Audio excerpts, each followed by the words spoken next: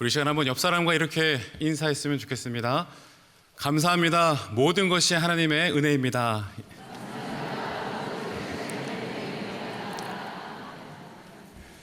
네, 오늘 할렐루야 찬양대 찬양 너무 감사드리고요.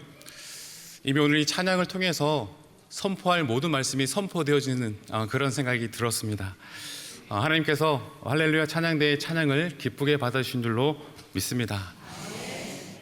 제가 대학 청년일 때 그때는 사계절 중에 봄이 그렇게 좋더라고요. 그래서 봄학기만 되면은 강의실에 가만히 앉아서 수업을 듣기가 너무나 힘이 들었습니다. 그래서 그때는 여러분 이해하고 들으십시오. 수업에 자주 들어가지 않고요. 봄학기가 되면 자연 속에서 하나님을 만나고자 자연을 찾아 밖으로 나갔을 때가 참 얼마나 많이 있었는지 모릅니다. 그런데 요즘은 가을이 너무 좋습니다. 여러분 그렇다고 제가 학교 다닐 때처럼 신방 가지 않고 밖으로 돌아다니는 것은 절대 아니니까요. 네. 요즘에 참 이 가을의 진가를 새롭게 경험하고 있는 요즘인 것 같습니다. 그런데 너무나 아쉬운 것은 이 가을이 너무나 짧다라고 하는 것이죠.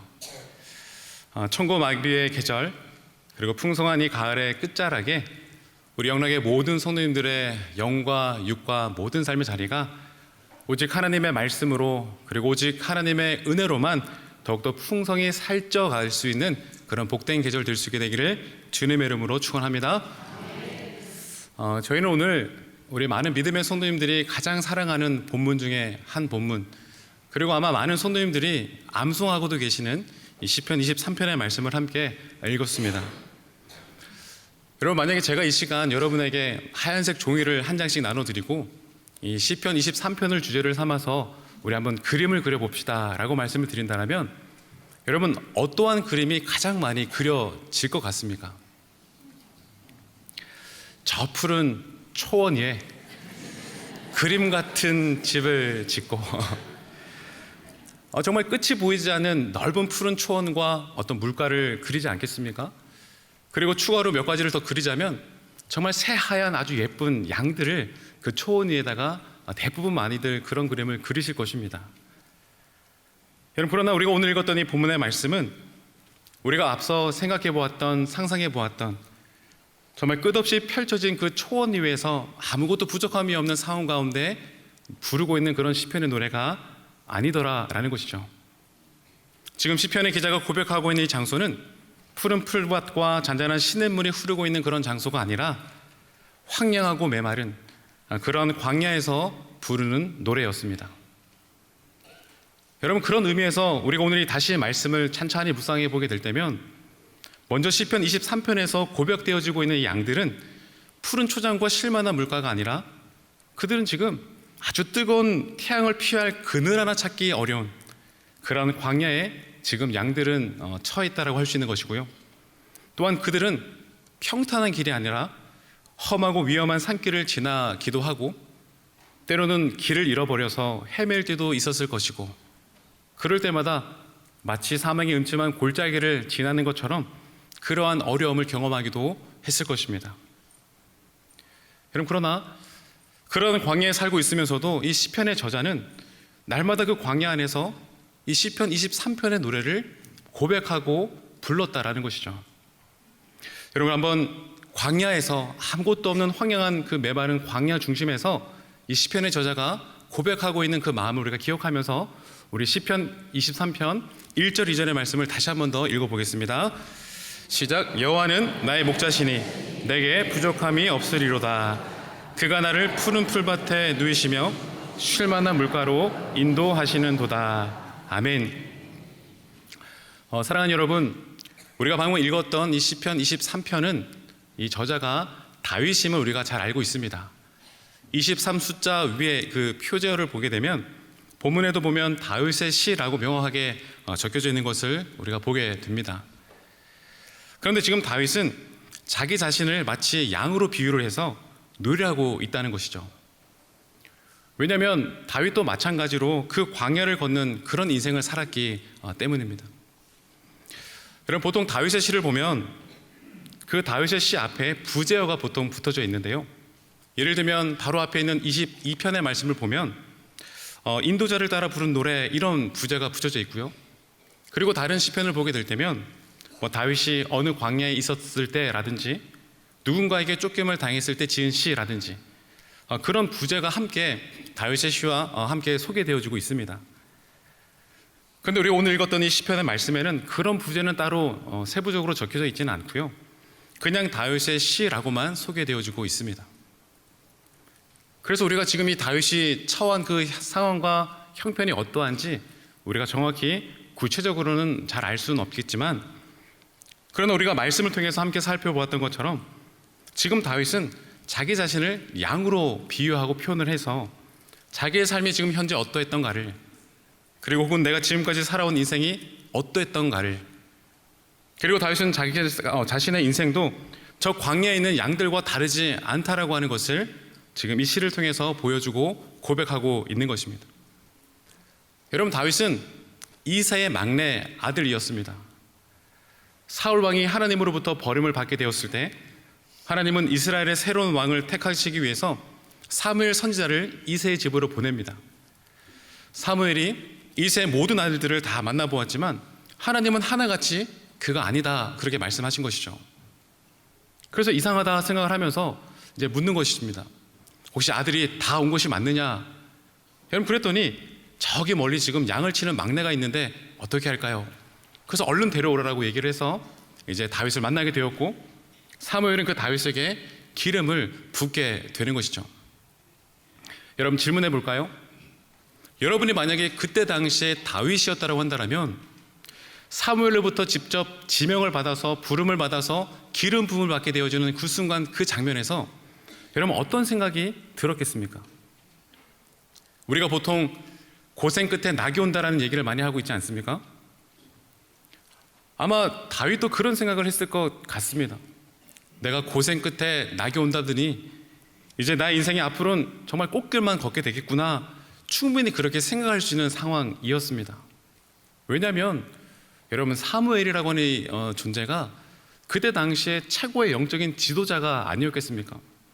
근데 그런 사무엘이 지금 자기 자신을 직접 택하여 불러주었고, 그리고 그의 머리에 친히 기름을 붓고 있으니 여러분, 아마 사무엘이 나를 가까이, 나를 기억하고 나를 택해 주었다라고 하는 그 사실이 그와 같은 행복한 상상을 아마 충분히 할 수 있는 여건이 되었을 것입니다. 또한 다윗을 바라보고 있었던 주변의 많은 사람들도 사무엘로부터 기름 부음을 받고 있는 그 다윗을 바라보면서 아마 이후 다윗의 인생이 굉장히 펴겠구나, 형통하겠구나, 아마 모두가 다 그렇게 부러워하면서 바라보았을 것입니다. 여러분, 이처럼 다윗이 사무엘을 만났다라고 하는 이 사건은 그만큼 다윗의 인생 가운데는 영광스러운 사건이었고 정말 기쁨이 넘치는 그런 사건이었습니다.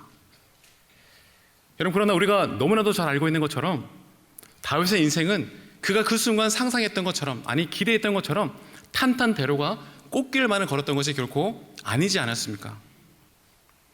그의 인생 절반은 오히려 도망자의 신세로 그렇게 인생을 살게 되었고요. 척박하고 비참한 그 광야에서 그가 거의 대부분의 모든 삶을 살았음을 우리가 보게 되지 않았습니까? 그래서 오늘 이 시편 23편의 말씀을 통해서 그런 광야를 지날 때, 아무도 없고 외롭고 척박한 정말 그와 같은 광야를 걸어갈 때 우리가 어떻게 해야 되는가, 그 23편의 말씀을 통해서 자신에게도 우리 모두에게도 도전해주고 있는 것입니다. 저는 오늘 이 23편의 말씀을 묵상하면서 그런 생각을 한번 하게 되었습니다. 오늘 다윗이 이 시편 23편에서 고백하고 있는 그 삶이 어쩌면 지금 우리가 살아가고 있는 우리 모두의 삶과 정말 별반 다를 것이 없겠구나, 그런 생각을 하게 되었습니다. 여러분, 우리도 그렇지 않습니까? 나의 의지와는 전혀 상관없이 내 인생이 광야로 내몰릴 때가 얼마나 많이 있었습니까? 그래서 그 광야를 한번 벗어나기 위해서 나름 스스로가 부지런히 애를 쓰고 힘을 써서 한번 열심히 노력해 보았지만 이제 넘었구나, 이제는 이 광야를 벗어났구나 싶었던 그 지점에서 또 다른 광야를 우리가 들어가게 되어지는, 그런 반복되어지는 삶을 우리가 또 얼마나 많이 경험했더냐라는 것이죠. 뿐만 아니라 지금 광야를 걷고 계신 분이 아마 이 자리에 계실 수도 있을 것입니다. 이 어두운 광야가 과연 언제 끝나게 될지, 이 광야를 완전히 지나고 벗어날 때가 과연 언제가 될지 그 어떤 것도 모른 채 그저 이 어두운 광야를 걸어야만 하는 그런 상황 속에 계시는 성도님들도 아마 이 자리에 계실 것입니다. 때문에 광야 속에 있는 사람들, 그저 하루빨리 이 광야가 나에게 지나갔으면 좋겠다, 그냥 빨리 이 광야를 벗어났으면 좋겠다, 그런 마음으로 아마 우리가 가득하지 않겠습니까? 그런데 문제는 우리의 마음과 생각처럼 이 모든 상황들이 잘 풀리지가 않는 것 아니겠습니까? 솔직히 우리 인생길 날마다 광야와 또 날마다 힘들고 어려운 그런 연속되어 있는 그런 삶의 자리 가운데 우리가 늘 힘겨운 삶을 살아가고 있습니다.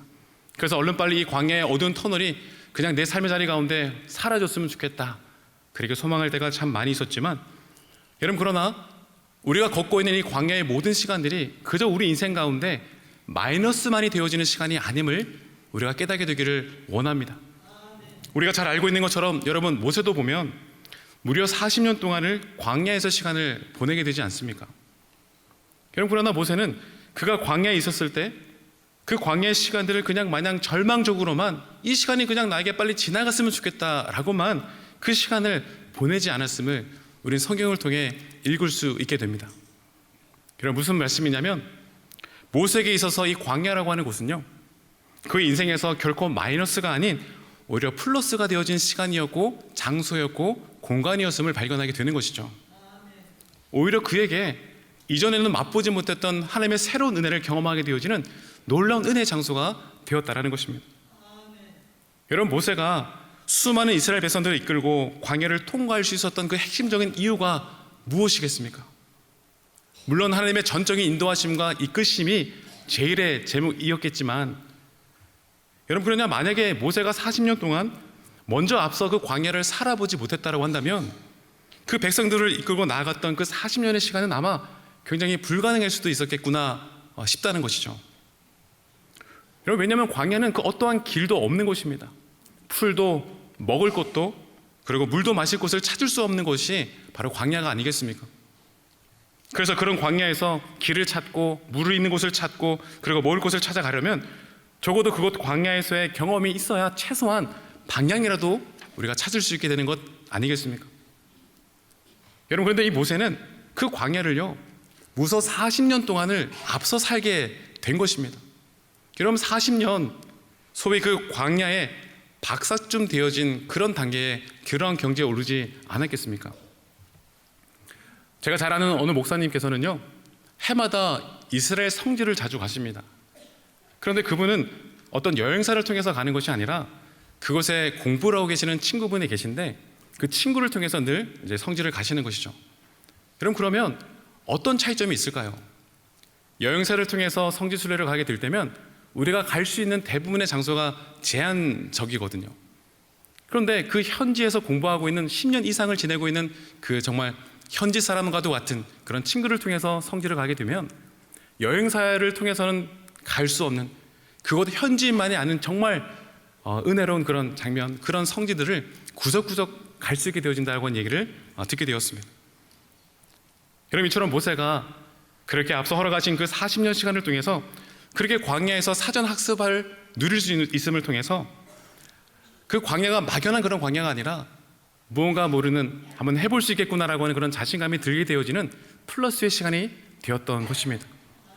40년 후 모세가 80세가 되었을 때, 하나님의 부름을 받고 왔을 때 아마 모세의 머릿속에는 그 광야의 전체적인, 자신이 지금까지 걸어왔던 그 광야의 모든 지도가 아마 머릿속에 펼쳐졌을 것입니다. 이스라엘 백성들을 이끌고 모세가 그 광야로 나아가게 되었을 때 광야 어디가 위험한 곳인지, 그리고 어디에 추정이 있고 물이 있는지 그 모든 것을 속속이 다 알고 있었다라는 것이죠. 그래서 모세는 그렇게 백성들을 인도해 낼 수 있었고 민족의 지도자로 설 수 있게 된 것입니다. 여러분, 이전에 40년 이전의 모세는 그냥 고작 몇십 마리 정도의 양떼만을 키우고 돌보는 그런 목자였다라고 한다면 40년 이후 광야 생활을 지난 모세는 수십만 명의 그 하나님의 백성들을 인도해내는 목자로서 성장하였음을 우리가 볼 수 있게 되는 것입니다. 그래서 이와 같은 과정들을 우리가 곰곰이 생각을 해보게 될 때면 모세의 인생에 있어서 이 광야라고 하는 장소와 시간은 그 인생에 결코 마이너스가 아니라 그 인생에 확실한 플러스가 되었고, 무엇보다 하나님을 더욱더 깊이 만날 수 있게 되어지는 복된 장소가 되었구나라고 하는 것을 깨닫게 되는 것입니다. 다윗의 경우도 마찬가지입니다. 그의 인생의 절반을 광야에서 도망자 신세로 보내게 되었다라고 말씀을 드렸습니다. 그가 사무엘로부터 기름을 부음을 받게 되었을 때 그는 내 삶의 이후의 삶이 탄탄대로가 되지 않을까, 그런 아마 기대를 했을 수도 있었겠지만, 오히려 기름 부음을 받은 그 이후의 인생은 계속 쫓기는 인생, 사울 왕으로부터 도망을 갈 수밖에 없는 그런 세월을 보내게 된 것 아니겠습니까? 이제 겨우겨우 안정이 되었다 싶어서 왕궁으로 돌아왔을 때 이제는 생각지도 못했던 그의 아들 압살롬에 의해서 또다시 광야로 도망가야 되는 그런 인생을 다윗은 광야에서 살게 되었던 것입니다. 그러나 여러분, 그동안 다윗이 겪고 걸어오게 되어진 그 모든 광야의 시간들과 장소들, 다윗에게 있어서는 결코 마이너스라 얘기할 수 없는 이유가 무엇이냐? 다윗은 그가 광야에 있었을 때 누구보다 더욱더 주님을 의지할 수 있었고, 그 광야에서 주님을 더욱더 바라볼 수 있게 되었고, 그 광야에서 주님과 더 가까운 교제와 교통을 누릴 수 있었던 장소가 되었기 때문에 그에게 인생에 빼어놓을 수 없는, 그저 지나칠 수 없는 가장 복된 시간, 광야가 될 수 있었던 것입니다. 여러분 이미 잘 알고 계시겠지만 다윗이 지은 대부분의 시편이 그가 어디 있을 때 지은 시편이 많이 있습니까? 거의 대부분의 다윗의 시가 광야에서 지어졌다라고 하는 사실을 우리는 알 수 있게 되는 것입니다. 오히려 다윗은 그 광야에서요, 하나님에 대한 그 뜨거운 열정을 되찾게 되었을 뿐만이 아니라 그 광야에서 하나님이 여전히 나와 함께 뜨겁게 동행하고 계시는구나라고 하는 그 변함없는 그 사실을 다윗은 발견할 수 있게 된 것입니다. 여러분, 그러니 그가 그 걸어왔던 40년의 그 광야의 모든 여정길, 그 모든 시간들이 어찌 그의 인생에서 플러스가 되지 아니했겠는가라는 것이죠. 사랑하는 여러분, 지금 여러분의 시간이 광야의 시간을 걷고 있다라고 생각하십니까? 만약 그와 같은 시간이 있다고 생각하시는 성도님들이 이 자리 가운데 계신다고 한다면 그저 그 시간이 내 삶에서 빨리 사라졌으면 좋겠다라고만 절망적으로 그 시간을 바라보는 자들이 아니라 그 광야의 시간 안에서 마치 이 다윗처럼 더욱더 하나님을 향한 그 신뢰와 그 믿음이 뜨거워질 수 있는 시간이 될 수 있게 되기를 주님의 이름으로 축원합니다. 여러분, 그 자리에서 더욱더 주님을 붙잡고 더욱더 주님을 의지하고 내 생각과 내 방법, 나의 모든 시간들은 철저히 다 내려놓고 오직 나를 그곳으로 이끄신 그 하늘만을 생각하게 되어지는, 정말 친밀한 주님과의 교제가 다시금 회복되게 되어지는 그런 복된 시간이 되어지기를 다시 한번 더 주님의 이름으로 축원합니다. 여러분, 그래서요, 광야를 걷는 모든 자들에게 필요한 것이 있다고 한다면 여러분, 그것은 결코 성공이 아닐 것입니다. 그 광야를 어떻게 하면 빨리 건너갈 수 있을까, 그 어떠한 방법도 아닐 것이고요, 세상의 수많은 기술과 세상의 수많은 조언들도 역시 아닐 것입니다. 광야를 걷는 자들에게 있어서 가장 필요한 것이 있다고 한다면 여러분, 그것은 전적인 하나님과 함께 하심의 그 은혜가 광야에서 우리에게 필요함을 잊지 않게 되기를 원합니다. 여러분, 우리들도 그와 같은 광야도 같은 인생길과 시간들이 우리 인생 여정 가운데 주어질 때가 분명히 있을 것입니다. 그러나 그런 광야를 걸어가게 될 때 우리가 반드시 잊지 않고 기억해야 될 것이 무엇인가? 먼저는 하나님이 내 삶의 내 모든 걸음의 목자가 되신다고 하는 이 사실을 여러분 절대로 잊지 않게 되기를 소망합니다. 여러분, 그런 의미에서 우리 1절 말씀 한 번 더 읽어보기 원합니다. 시작. 여호와는 나의 목자시니 내게 부족함이 없으리로다. 아멘. 사랑하는 여러분, 우리에게 허락하신 이 모든 광야의 시간과 장소들을 걸어가게 되어질 때 우리가 반드시 잊지 않고 기억해야 될 중요한 말씀, 다른 것이 아니라 하나님의 나의 인생의 목자이시다라고 하는 이 사실을 우리가 반드시 기억해야 될 줄로 믿습니다. 때문에 여호와가 나의 인생의 목자다라고 하는 사실을 굳게 믿고 있는 인생이라 한다면 여러분, 시편 23편 1절과 2절의 모든 말씀의 고백은 다윗의 고백이 아니라 우리 모두의 고백이 되어질 줄로 믿습니다. 여러분, 혹시 양에 대해서 좀 알고 계십니까? 양이 어떤 동물인지, 어떤 습성을 가진 동물인지 알고 계십니까? 결론부터 말씀드리자면 여러분이 양이라고 하는 동물은요, 본인 스스로는 아무것도 할 수 없는 동물이 바로 양이라고 하는 동물입니다. 본인 스스로가 풀밭을 찾아서 그렇게 나아갈 수도 없는 동물이고요. 시력이 매우 나빠가지고 코 앞에 있는 길도 찾을 수 없는 동물이 양이라고 합니다. 그리고 양은 다른 어떤 동물들과 맞서서 싸울 만한 그런 능력도 없는 동물이기도 하고요. 몸이 워낙 비대하고 이렇게 살집이 있다 보니까 맹수가 가까이 달려와도 그것이 온 줄도 모르고 뒤늦게 깨달아서 막 도망가려고 해도 쉽게 그냥 붙잡혀 잡아먹힐 수밖에 없는 동물이 양이라고 합니다.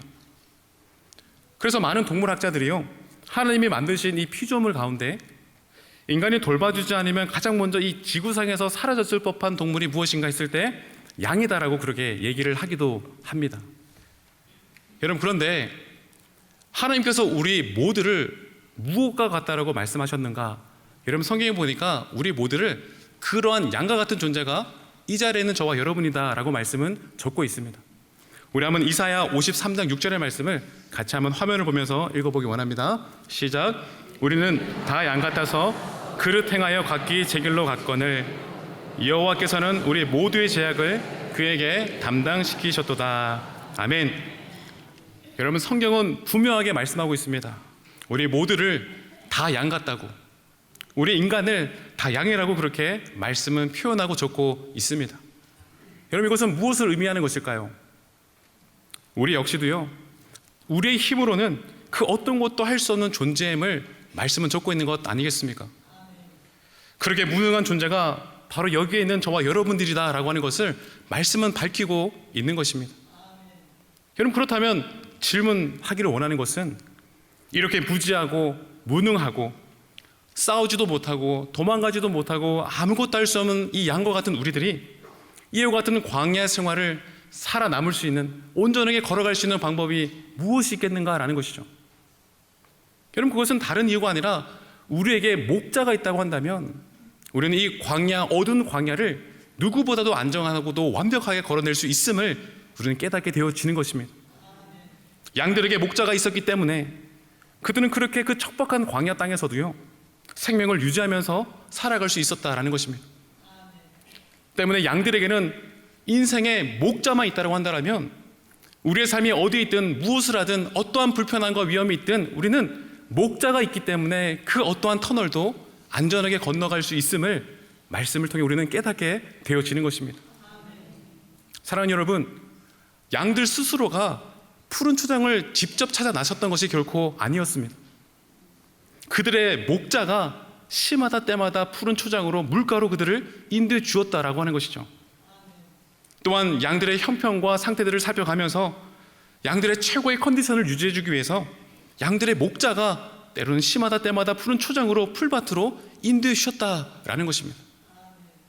뿐만 아니라 그 광야를 걷는 이동 중간중간에 행여라도 들짐승들이 공격해오게 될 때면 여러분, 목자가 가지고 있는 그런 지팡이와 막대기로요, 모든 짐승들을 막아주기도 하고 쫓아주기도 했던 것이죠. 이동 가운데 혹시라도 행여나 양떼들이 아무것도 깨닫지 못하고 나태하거나 게으르거나 위험한 장소로 빠져들게 될 때면 목자의 그 지팡이가 다시금 양들의 목을 끌어서 온전한 길로 이끌어 인도해냈던 것이 양들의 목자였다라는 것입니다.